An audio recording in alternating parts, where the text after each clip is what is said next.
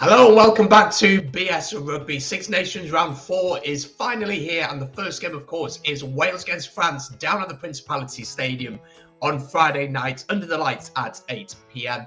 Here is my preview of the game with my good friend Ben from Ruck and Roll Rugby. We went through the team selections for both teams, looked at the big calls from both of the coaches, also looked at the game plan, and of course gave our predictions at the end of the video. As always, if you enjoy this one, make sure to give it a like, comment your thoughts down below, let me know your predictions in the comments down below, and of course hit that subscribe button. We're trying to hit 3,000 subs by the end of the Six Nations. With your help we can do it. It's completely free to do, and there's plenty of content on its way over the next couple of weeks. Of course, as it is a big game, and I'm so excited for this one, we're going to be doing a watch along for this one. We'll be going live at around 7:45 UK time with kickoff at 8 p.m. Ben is also going to join me for this one. Link in the description and in the I button above as well. You can also listen to this as a audio version as well. There's a link in the description down below for you to do that as well. So if you'd like to do that, make sure to check it out there. Anyways, thank you very much for watching. Make sure, as I said before, to comment, like, and subscribe. Enjoy the preview. At the start of the video, we're going to look at Wales against France. We're going to take a look at the team selection, have our little chat about that. We're also going to look at the key battles, and of course we'll look at where the game will be won and lost. Let's start then by having a look at the Wales team. This is the team that Wayne Pivac has picked. There's a few changes and we'll run them through with you. Starting then at fullback, Liam Williams starts at fullback with Cuthbert and Josh Adams on the wing. Jonathan Davis comes in for Nick Tompkins, who is out with concussion, and Owen Watkins stays in the centre at 13. Bigger plays at 10 as captain alongside Thomas Williams. While in the front row, Gareth Thomas comes in for Wyn Jones. Ryan Elias partners Thomas Francis. We'll chat about Thomas Francis in a little bit. There's a little bit of debate about that. Will Rowlands then plays in the lock alongside Adam Beard, who is vice captain. Seb Davis comes into 6 for Tane Basham, while Josh Navidi is straight back into the starting lineup at 7. And Faletau continues at 8, leaving a bench then of Derry Lake, Wyn Jones, Dylan Lewis, Ross Moriarty, Jack Morgan, Kieran Hardy, Gareth Anscombe, and Louis Rees-Zammit is back in the squad after getting onto the pitch against for Gloucester and scoring within literally like a minute. So I have no idea why he was left out in the first place, but he is back in. Obviously, we'll go through the team. We'll have a chat about it. Looking at the back three, I've got absolutely no complaints in that area for me. I think that is the back three to go with. And I did pull up a few stats from Alex Cuthbert, who obviously was the star of the show last 2 weeks ago now against England. For Wales, 17 carries, 188 metres made, 7 broken tackles, and 2 offloads in that game. Just showed he was busy. He was Wales's outlet in attack. He was the one creating things. And I think that picture just summarises it all, him running and about 5 English players absolutely out of breath trying to keep up with him. But on the whole, let's talk about Alex Cuthbert before actually we look at the rest of the team. How surprised have you been with his form this Six Nations? Because I know myself and you, before the Six Nations, we were confused as to why he was in the squad, why someone like Owen Lane had been left out.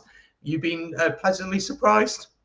Yeah, I think he has been the surprise package, really, isn't he? And I think that a player like Cuthbert, he sort of lives off that, like sort of that expectation level that, well, there wasn't really one. You know, he'd been brought into the side. He was under a lot of pressure, especially when he took Louis Rees-Zammit's place against England.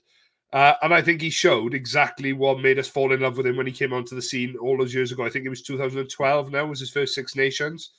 And he was our only outlet, really, in attack against England. There was one thing I saw on Twitter that was absolutely ridiculous. Someone saying that Cuthbert should be dropped because of the 2 penalties he gave away. The 2 penalties he gave away were from the line breaks he made, and nobody could get anywhere near him. He'd gone off that quick. So I was a bit confused by that one. But no, absolutely, deserved to keep hold of the jersey. I think, looking at the way that our attack was structured, especially in those latter stages against England, I think he is a key part, and I think that he'll take a lot of first phase ball, whether it's straight off 9 or whether he'll come off 10 and hit that game line hard to allow Bigger to reset with his 2 centres outside him. But yeah, you know, he's doing the job and he's keeping Louis Rees-Zammit out of the team. So all credit to the boy. Well done to him. Yeah, absolutely. And as I said before, we weren't sure the start of the Six Nations, but he certainly proved a lot of us wrong. Going into the centres then, we've also got Owen Watkins, who retains his place. I think he has played pretty well this Six Nations. I said before, obviously, the big news came out about Nick Tompkins. He's out with the HIA. He failed his HIA protocols, so he misses out on this game. Defensively, I think he's putting a hell of a shift this Six Nations. He has missed a lot of tackles, but of course, he's had to cover a lot of ground, especially in that Ireland game where I've read a stat that he put in the most amount of tackles from any back in the history of the Six Nations in a single game, which is absolutely ridiculous from him. But obviously, the man who comes in and possibly quite surprisingly is Jonathan Davis, of course, extremely experienced at this level, hasn't played much rugby over the last year at all, has hardly featured for the Scarlets, but he comes back in. First of all, before I get to your opinion on it, what do you think Pivac sees in him that's made him decide to go for Jonathan Davis? He brings that leadership element. He's been there, he's done it. He captained Wales through their summer series in the 2 tests against Argentina and against Canada. I think it's, he is a player and we know what he's got in the locker. We know the potential he's got.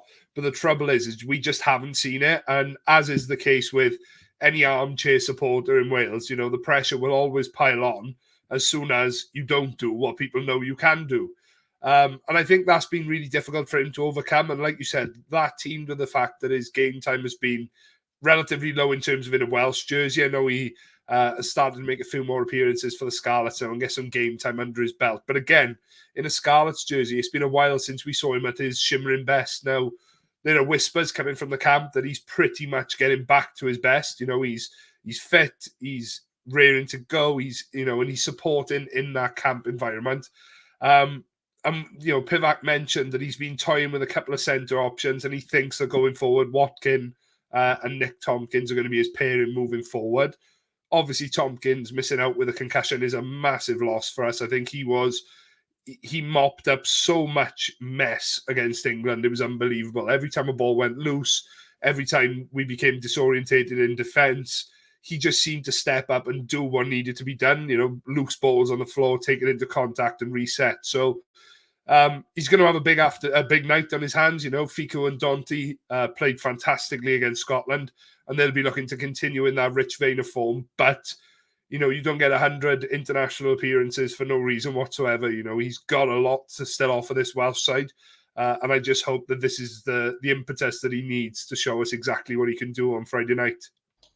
Yeah, I think the other big thing, as well as his experience, as you said there, he's got a big left boot on him. I think we are going to be under a lot of pressure. We may have to clear our lines and try and play that territorial game, although I'd be wary of how much we do kick against this French side.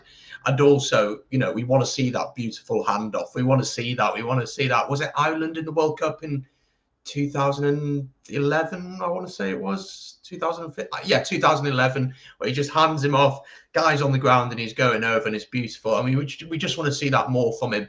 So it is an interesting addition. Obviously, before the game, there were rumours around Halaholo potentially being fit. As far as I'm aware, it's just a case that he isn't fit. In my team that I would have liked to have seen when I made the video a couple of days ago said I'd have liked to have seen him alongside Nick Tompkins if he's fit. Is it a shame that we haven't seen Halaholo in this year's Six Nations? Oh, mate, I'm absolutely gutted for him. On form and fit, he is one of the best attacking centres in European rugby. There's not many people that can put a hand to him in terms of what he does. His role with Cardiff has changed slightly this season. His role at inside centre, he has been more of a target man to set that front foot ball for the likes of Jared Evans and Thomas Williams to play off. But he's just been plagued by one thing after another. And even when he was given time to go back to Cardiff to sort of get that match fitness back, he ended up being withdrawn from that as well because of an injury he picked up in camp. So it's just one bit of bad news after another for him. But I don't think we can write him off just yet. Like we said, there's a World Cup just around the corner.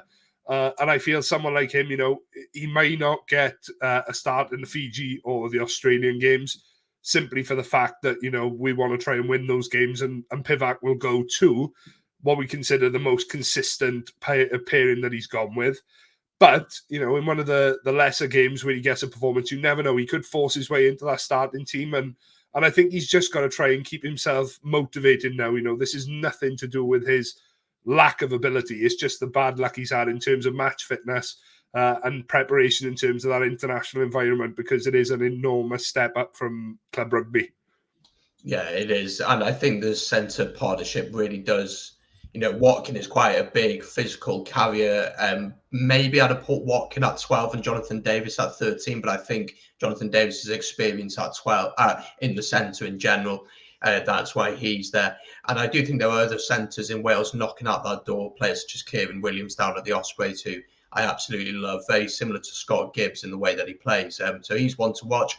Obviously, in the halfback, then Bigger and Thomas Williams are, as you'd expect. I really don't think there's anyone close to them at the minute in Wales in those positions. I really don't think anyone is truly challenging. But heading then into the front row, we have a start for Gareth Thomas, of course, down at the Ospreys. What do you make of this decision? I mean, Wyn Jones has had a quiet Six Nations, hasn't he? So you're surprised to see him given a go? Yeah, I will. I'll be honest. This was one of the ones that surprised me the most, because you look at the sheer size of the pack that's coming down. None more so than the man that's going to be packing down opposite Gareth Thomas in Winnie Antonio. We're losing a lot of weight there. And, I know he's worked really hard in his scrummaging. I know him and Leon Brown have done a lot in Welsh camp. In terms of getting that scrummaging capabilities up to the level they need to be for international rugby. But it's a big call. It's a big, big call to drop a British and Irish Lion tourist, Six Nations Championship winner from last year, Wyn Jones. And like you said, he has had a quiet championship. But, if you compare, again, we talk about the same thing like we did with Jonathan Davis. Last season, we were all singing, all dancing with Wyn Jones. He's winning turnovers, he's making runs with the ball. And it's just a completely different scenario this year where he's not been able to do that so far in the games we've played so far. So I don't think it's down to performance. Maybe Gareth has showed something in training that Pivac wants to reward him for. So we'll see on Friday night. I think the scrum is going to be vital. And I think to give him that responsibility to go up against Antonio, one of the strongest and biggest tight head forwards in world rugby, it's going to be a task and a half. But I just hope he's up to the challenge. Yeah, it's going to be a real task for him. I am a big fan of his down at the Ospreys. And for someone who is in his mid-20s, he hasn't played all that much rugby. To be honest, he's probably coming off the bench mostly for the Ospreys. But what a challenge it's going to be for him. Ryan Elias at hooker. But then on the other side of the scrum, we have this man, Thomas Francis. Now, there's a lot of debate online about this. Of course, he suffered a concussion in that England game. Should have been taken off way earlier than he was. It was a really bad situation, and we've seen in the 26 nations with England already where people are ignoring the rules and things like that, which is completely wrong. Obviously, the Welsh Rugby Union have come out and said that he's passed all the protocols, so we have to go off that and believe that he has passed. How do you feel about the situation with him? Because it was worrying the way that he got up, he was staggering all over the place and then continued to play for a few minutes before eventually being taken off. I just find it really frustrating, and I'll be really honest with you, it's my own team, but I'm appalled by the fact that this man is starting. It doesn't matter that he's passed all the HIA protocols, because you look at that footage from that game where he struggled to find his feet, and I think if it had not been for that post protector standing in the way, he'd have probably fallen over again after regaining his feet. Now, in the short term, yes, he may have passed those return to play protocols, but you think of the damage that could do. That's not going to be fully recovered from. We look at George North a few seasons back where it just seemed to be concussion after concussion. And he really did suffer the impact of that because it was just one after the other. I really fear if Thomas Francis takes a heavy blow to the head on Friday night, what the damage could be. And I just hope that the Welsh officials are comfortable enough to start him on Friday. Obviously, they feel that he's an absolute necessity to the side. Personally, you've got Dylan Lewis, who's, for me, has been one of the best players Wales have had coming off the bench. And for me, Leon Brown as well. I think he did a solid job when he came on during Francis's HIA period. And also when he came off the bench as well. So I don't see it being a thing that we haven't got anybody else. So why take the risk? The tournament's gone. We're 2 losses down now. I really don't see the risk versus reward factor here, and I think it's a really, really big call, because you're not just risking an individual, you're risking someone outside of rugby who's got a family. And we look at players like Alex Popham, Steve Thompson, Carl Heyman, all have come forward now with these early onset dementia and things like that due to repeated head injuries that have gone undiagnosed or misdiagnosed. Big, bold call from Wales, and I just hope they got it right, because, like you said, it's not just a rugby player, it's someone's life that they're playing with you. Absolutely agree with you. Couldn't agree more. And they say they've passed all the HIA protocols. How long those protocols stay in place, what is the long-term effect? Players can still get effects of concussion days, weeks after the occurrence, and we just hope that they are doing the right thing and that they are 100% sure that he's okay to go.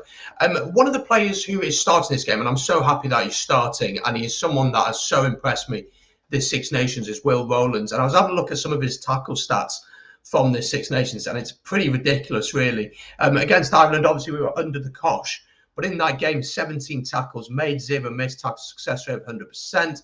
Against Scotland, 11 tackles, 1 missed, 91% tackle success rate. And against England, 11 tackles made, 0 missed, 100% tackle success rate. He's a weird one, isn't he? Obviously, stepping into the shoes of Alan Wynne-Jones is never an easy job, but he's really stepped up to the task, hasn't he? I remember 2 years ago, he came off the bench against France in Cardiff for his first cap. And he made a little line break, and he won. I think he won a line-out turnover as well. I think he's a fantastic player. And if you look at those stats, teamed with the other things he does around the pitch, his ball carrying against England in that second half, he was absolutely everywhere, putting his name up and saying, I'll take you forward, I'll set the platform, and we'll go from there.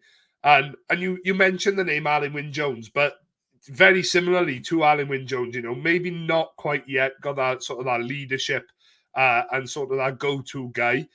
But he's someone that's getting all the jobs done. He wins his line-out ball 90% of the time. And I think 90% of the time it's down to him.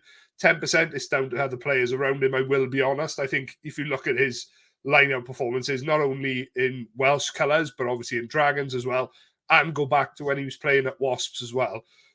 He's a fantastic line-out forward, and I think we need to utilise that a lot more. France will target us in the line-out, and I think that's one place he's got to be strong.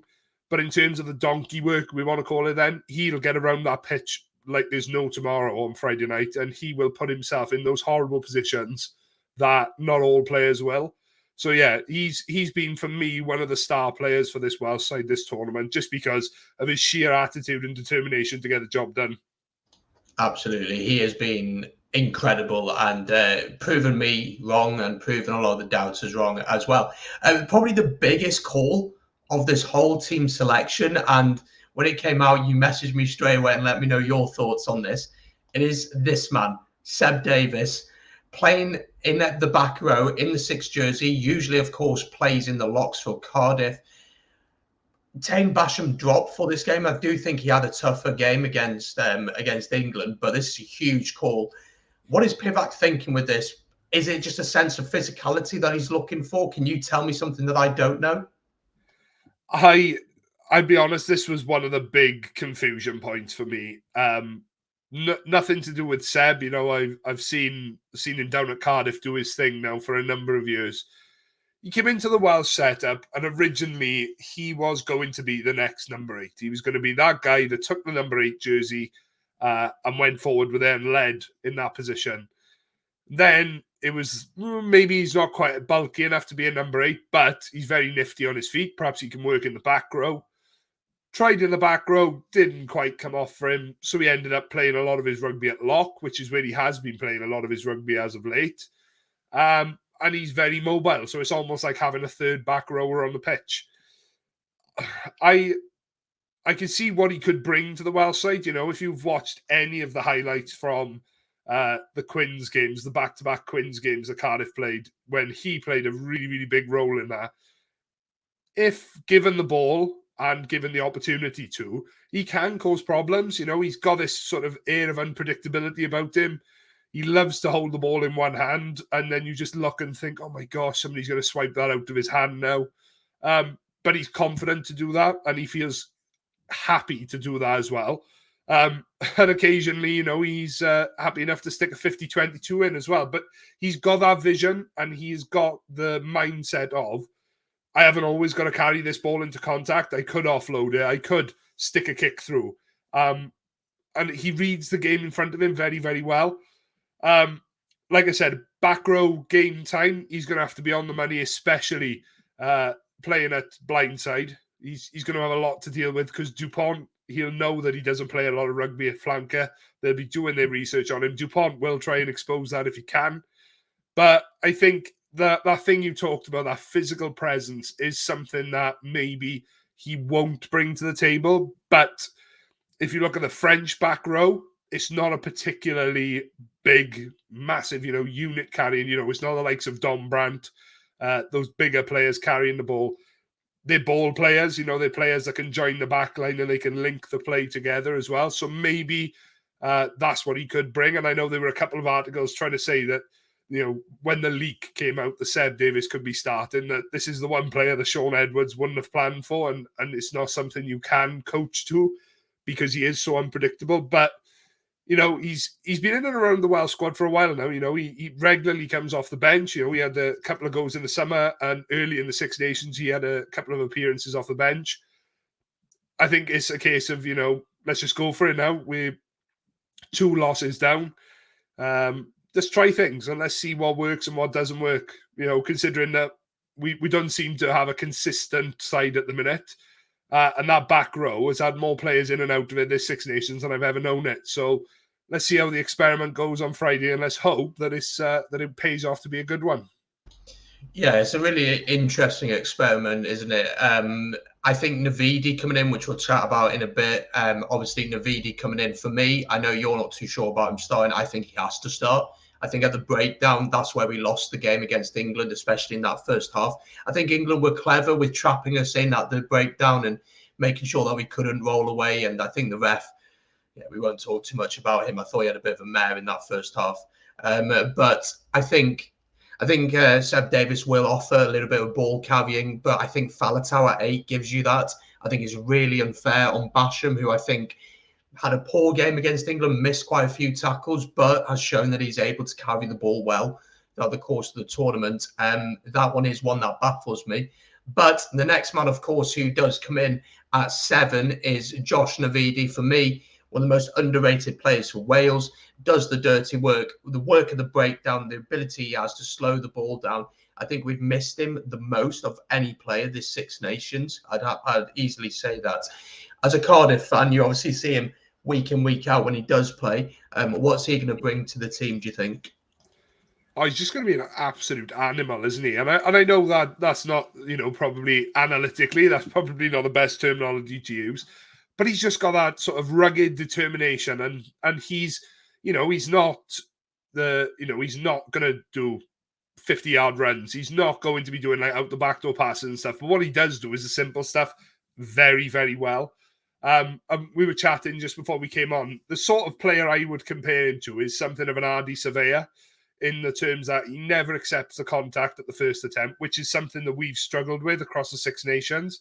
But also, you talk about that clear out work.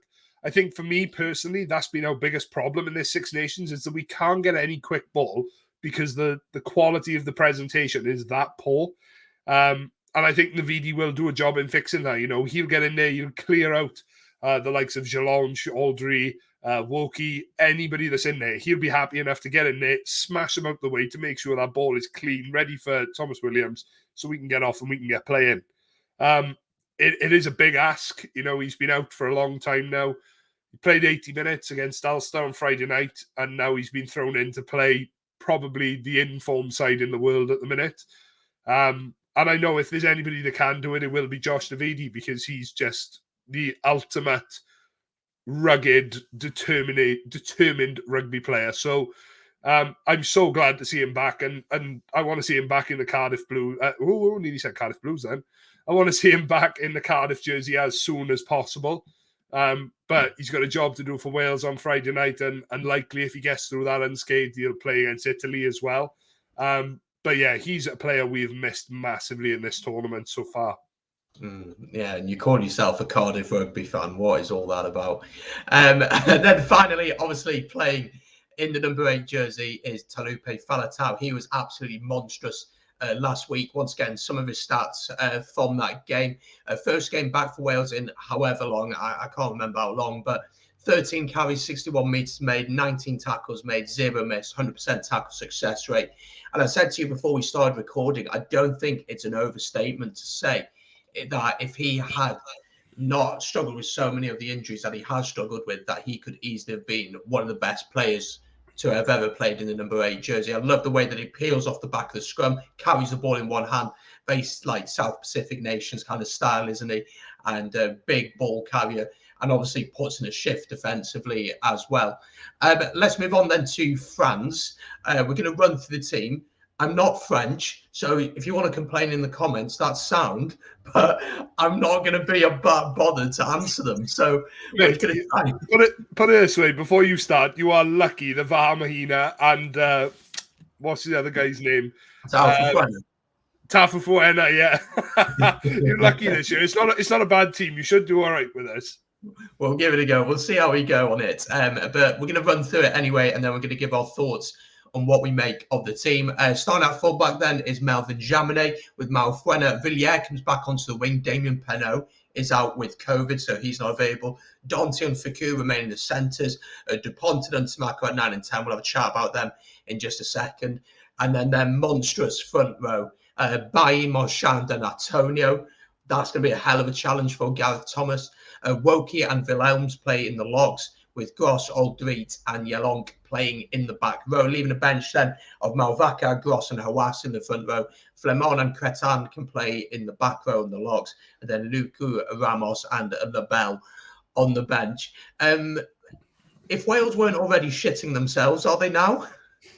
Yeah, it's consistent. You know, that French side now, they're making minor tweaks week on week because they know what their settled 23 is now. And yeah, you talk about shitting yourself. There's no more of a challenge than that French side coming down Friday night. I know people will say, oh, but it's in Cardiff and you never know what French team's going to turn up.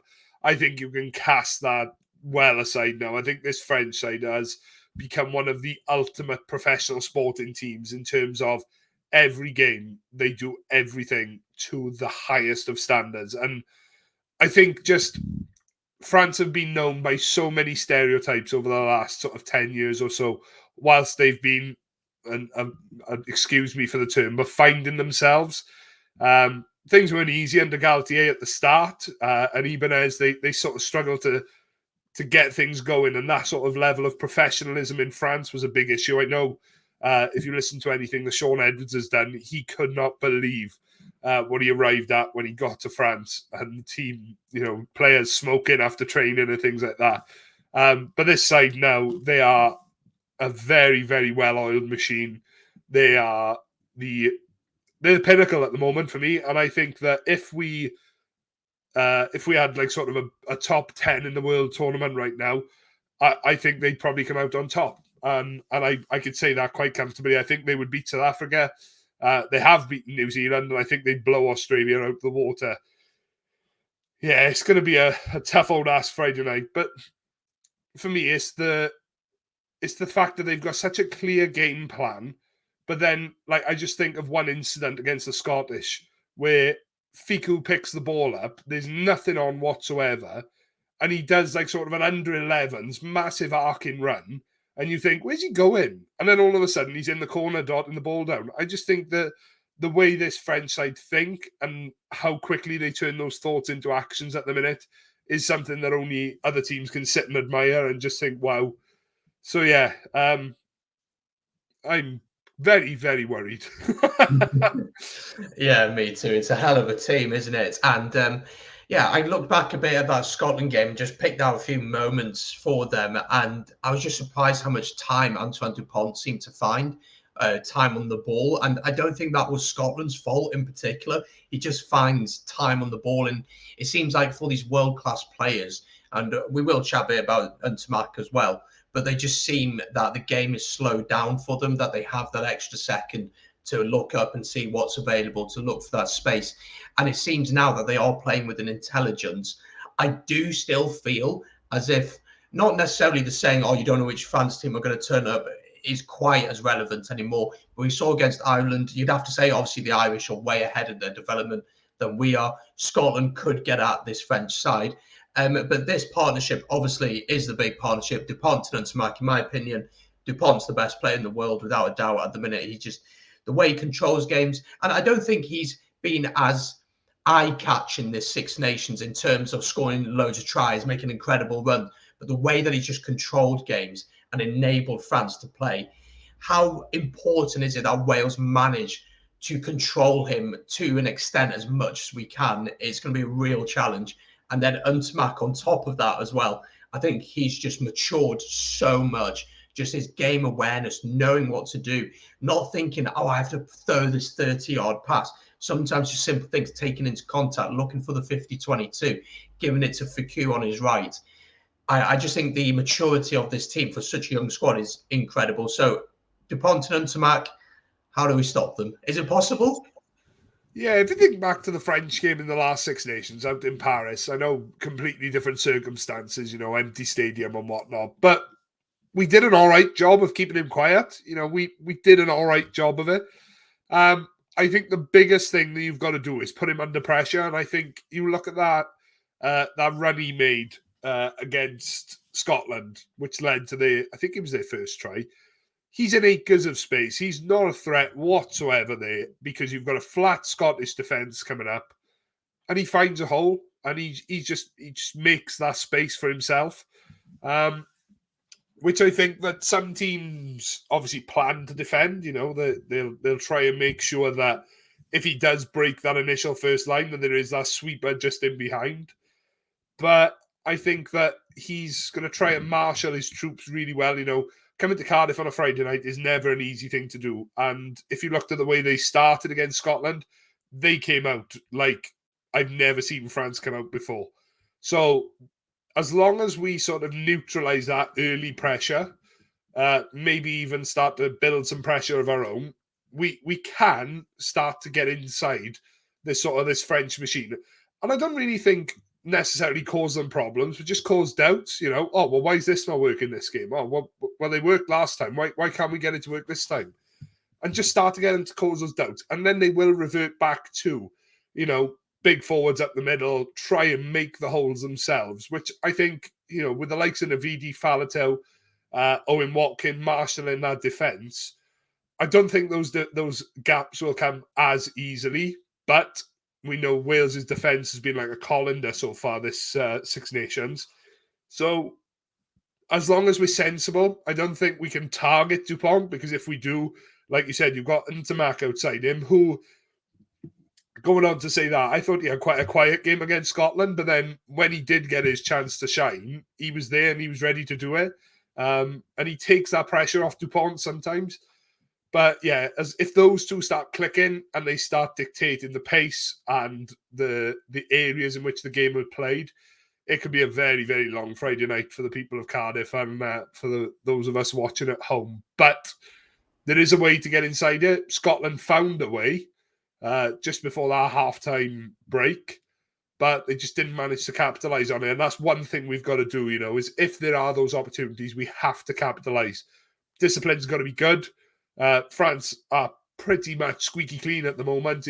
They can give away the odd penalty here or there, but as per usual, Wales, we've given away the second most amount of penalties this tournament so far. We've got to bring that number way down if we've got any chance of succeeding against this French side. And there is a chance, always the Principality plays an element. But if you look at especially what we played like in the second half against England, we can do it. And on our day, we can. I just think we need to realise what it is that we're trying to do. I just think there's so many mixed messages out on the pitch at the minute, and France will have that clear directive of where they want to go and how they want to get there.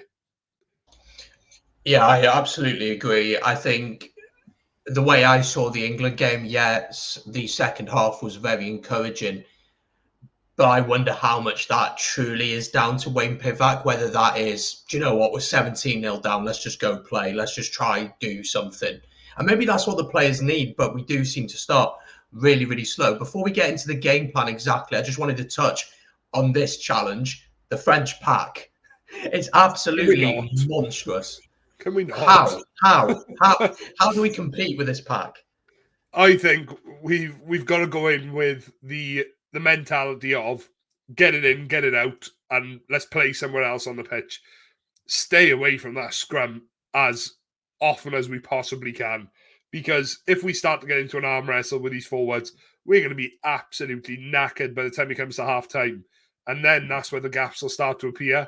So I don't think you can stop it. Ultimately, it is a solid unit that's been building for a while now. For me, Cyril Bay, one of the best loose ends in the world at the minute, not just for his scrummaging, but just the running lines he makes. He comes from absolutely nowhere, creaming onto the ball, and he hits the ball at such speed, but he's got soft hands as well. And I just think, oh my gosh, I'd kill to have someone like him in the team. But yeah, it's a means of restarting the game, and France will target it on their own ball. But I think we showed against England we can. And I think at times against Scotland we did that. If we just lock out, straight 8 shove, lock out, we can steady the scrum. I don't think we'll compete, and I don't think at any point we'll try and drive them off their own ball. But as long as when it's our ball, it is literally in, out, and away we go, I think we'll be all right. But if it starts to become a penalty fest, we could end up with men going to the bin. Thomas Francis might end up sat on his backside anyway, because if things go the way it did against other teams, we could end up losing front row forwards for scrimmaging. So, yeah, let's not scrimmage. Can we just not? Can we do uncontested like Italy did? Well, we'd have to get someone sent off and then not have a replacement hooker to come on, then have to take on number 8 off for some stupid reason. But we won't get into that too much. But for me, the game plan, I think, is really important, the opening 20 minutes. I think if France can get that dominance, they can get their big ball carries going, they can get that quick ball that they want, they can set the tempo of the game, they can quieten the crowd. I think it's game over in that opening 20 minutes. I think for us, we have to play sensibly. If you get a chance to take 3 points, you take it. You back bigger. I think it's been exceptional goal kicking on the whole this tournament. You back him to get those kicks. We haven't shown enough going forward. And against France, you have to score tries. I mean, over the course of all their games so far, the Six Nations, barring, of course, against Italy, every team has had to score tries against them, but they haven't been enough. Ireland scored 3, but it wasn't enough. Scotland scored 2 or 3 against France, but it wasn't enough. We need to score tries. The driving model has worked well at this Six Nations, but I'm not sure how well it can work against France. I think for us, we've just got to do the simple things really well. And I really worry for us in that 20 minutes. We've started slow, really slow in the Six Nations so far, and France have started very quickly and have shown a lot of composure and a lot of control of games. And I don't know if we were to go down, let's say 17-20-0 like we did against England, I don't know if we have the quality against a team like France to bring that back. But for you, what do Wales need to get right on Friday night? What's really important that we get right? I think the kicking game has to work. So far, we've kicked loose when we do kick. And when we kick to compete, there's not enough men around the ball that if we lose it, the team is still going to be under pressure. I think if we're going to kick, we've got to kick to space, and we've got to look to pin France back, which has got to be teamed with excellent line speed. Gareth Thomas, far lighter on his feet than Wyn Jones, will add to that line speed. Seb Davis will increase that line speed. And I think we've just got to put pressure on them. But you are right. If you look at how England started that game, we were 9-0 down before we'd even realised what was happening.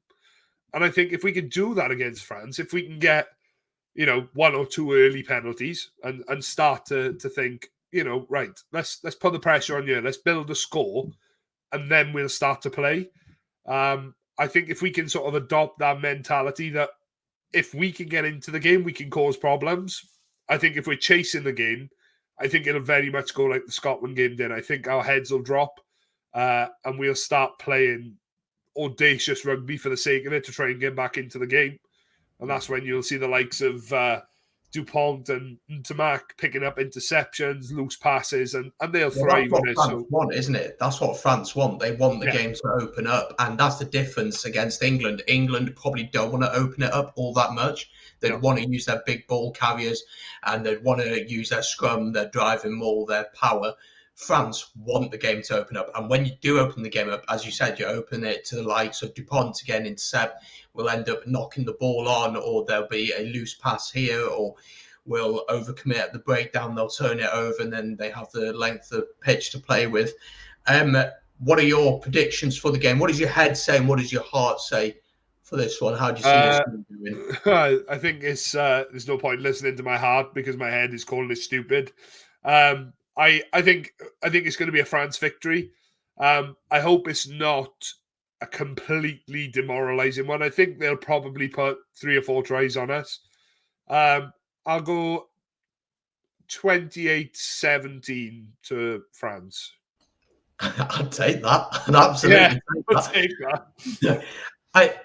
I think with France, I think it's really about how they manage the occasion. They haven't travelled well to Cardiff over the last 10 years or so, though a couple of years ago they obviously did get the win there, but that was when we were absolutely woeful. And I do think we are a little bit better now. But I do think it's really important for them that they manage that opening 20 minutes. There's going to be a hell of an atmosphere there, even though they've struggled to sell tickets, but that's what you get with a Friday night game. But there is going to be a great atmosphere there. People have been building up to it all day. It's the perfect way to kick off a Six Nations weekend. But if they can just settle into the game, get their game going, I think it's going to be a really tough afternoon for us. And I think it could be quite a harsh wake-up call for us. My head says France 35, Wales 15, maybe if we're lucky.